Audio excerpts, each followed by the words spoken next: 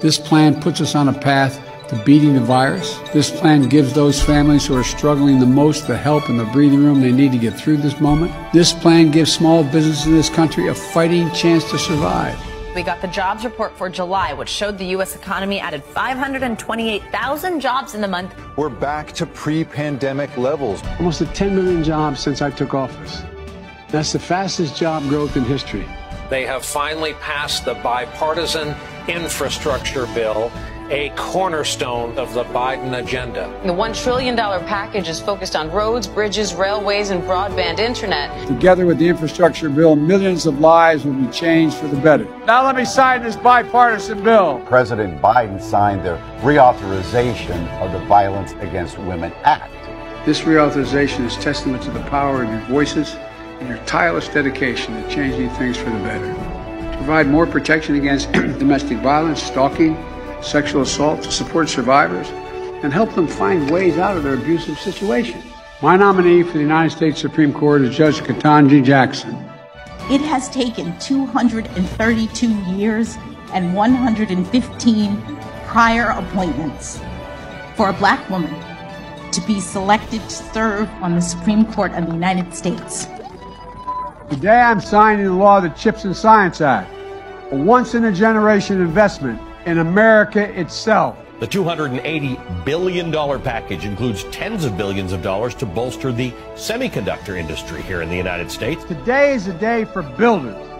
Today, America is delivering. President Biden signing into law today the Honoring Our Pact Act, a significant expansion of benefits and services for toxic burn pit exposed U.S. veterans. As a nation, we have one truly sacred obligation: to equip those we send into harm's way and to care for them and their families when they come home. President Joe Biden today signed into law the first major federal gun safety legislation passed in decades. It marks a major bipartisan breakthrough on one of the most contentious policy issues in Washington.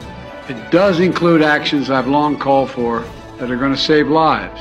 I'm about to sign the Inflation Reduction Act into law, one of the most significant laws in our history. Funds to fight climate change, prescription drug price reform, an extension of Obamacare subsidies. We're cutting deficits to fight inflation by having the wealthy and big corporations finally begin to pay part of their fair share.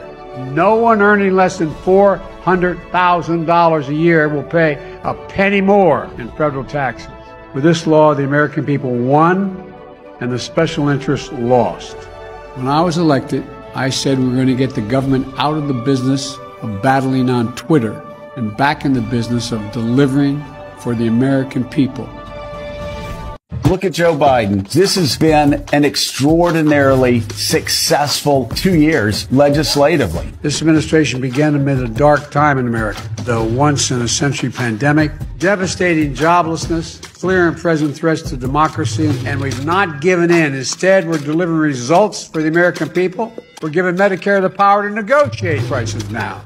This is a godsend to many families and so long overdue. The Inflation Reduction Act invests $369 billion to take the most aggressive action ever in confronting the climate crisis. And here's another win for the American people.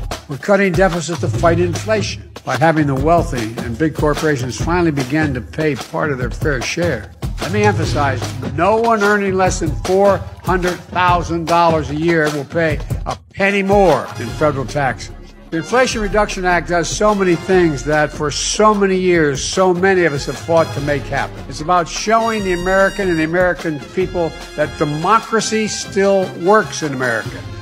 And let's be clear, in this historic moment, Democrats sided with the American people, and every single Republican in the Congress sided with the special interest in this vote. That's the choice we face. We can protect the already powerful, or show the courage to build a future where everybody has an even shot. Stronger than expert expected at 2.9%. We're growing. Jobs are the highest in American number and the highest in American history.